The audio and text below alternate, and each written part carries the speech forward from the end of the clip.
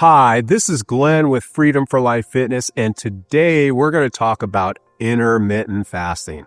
Intermittent fasting has really been quite popular over the last several years, but still there's some confusion about it. So we're going to talk about that today. So the short answer is intermittent fasting is where you're only eating for a relatively small window and you're not eating for a longer period of time. And there's different ways to do this. We're just going to cover some of the most popular and common. The number one or most common is called the 16-8. And that's where you fast for 16 hours and your eating window is only 8 hours. So for example, if you go and have your last meal at 8 p.m., your next meal should not be until 12 noon the next day.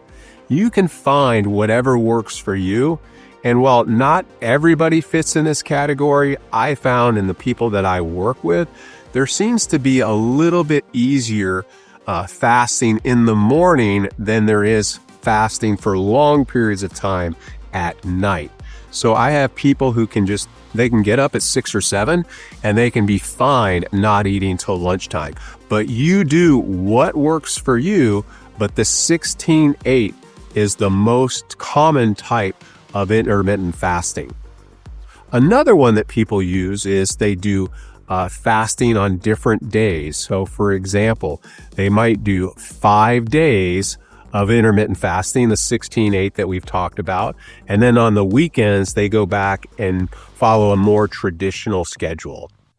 Others they fast one full day and then eat the next, or they fast for a day and a half and eat for a day and a half. There's really all kinds of variations, but you're alternating days of eating. That's another type of intermittent fasting.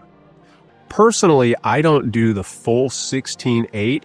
My minimum is 12. My typical is more like 13 or 14 hours of fasting because there does seem to be some benefit for fasting even, a little bit close to 16, but not quite 16.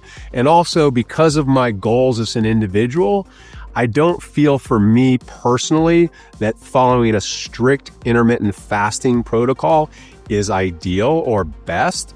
However, I believe in the principles, and that's why I do fast between 12 and 14 hours, usually or more often closer to the 14-hour window.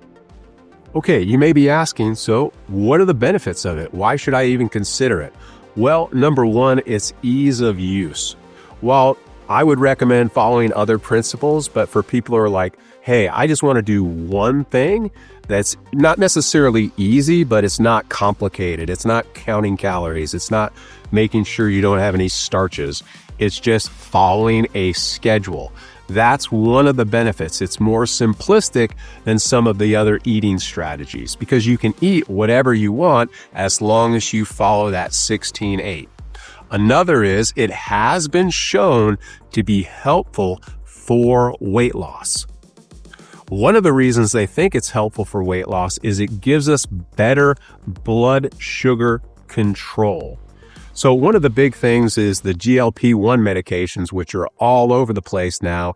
And I don't know what the numbers are, but I'm pretty sure millions of people are taking those now, and they've had a lot of success. But the GLP-1s help stabilize your blood sugar, and that's one of the benefits. So intermittent fasting helps to stabilize our blood sugar, and that's an important point if your goal is weight loss. It also seems to help with reduced inflammation. We want to lower our inflammation, especially as we age. And lastly, it does seem to help with longevity. And as a matter of fact, we know that eating a lower calorie lifestyle, even if you're not doing the intermittent fasting, but just eating less food is better if your goal is to live a longer life. Obviously, there's more than just not eating as much, but longevity is improved when you follow a lower calorie diet throughout your lifetime. Okay, so you may be asking, hey, is there any potential negatives? And yes, there are a couple. Number one, if you're used to eating, right when you wake up and maybe an hour or two before bed, your body's used to getting that. So you may feel dizzy or faint. You may have a blood sugar crash. Generally, you can teach yourself how to not have that happen as your body gets used to not having food, but having dizziness or lightheadedness can be a side effect of not eating if you're not used to doing intermittent fasting. Another potential problem is muscle mass loss. Now, if you do eat enough protein in that 8-hour window, for example, there doesn't seem to be muscle mass loss. However, because you're eating in a littler window, you might be missing some nutrients, and protein would be key. And if you're not eating enough protein, you will be losing muscle mass, especially if you're staying active. So losing muscle mass is a potential problem with the intermittent fasting. And then lastly is headaches, especially for those people who haven't been doing it. Sometimes people will get headaches. Usually their body adapts and the headaches will go away, but that's something you may notice at the outset of an intermittent fasting program if you're not used to it. So, a quick summary, intermittent fasting can be effective for health, for longevity, for blood sugar control, and weight loss. If you're not sure, you might want to talk to your doctor and see what he or she thinks about it and whether or not it might be right for you. Just working with hundreds of people through the years, I have seen it be effective. I'm not going to tell you it's this absolute miracle worker, but I have seen it be effective many times for people, and it is something worth considering if health and weight loss is your goal. This is Glenn, and we'll see you next time.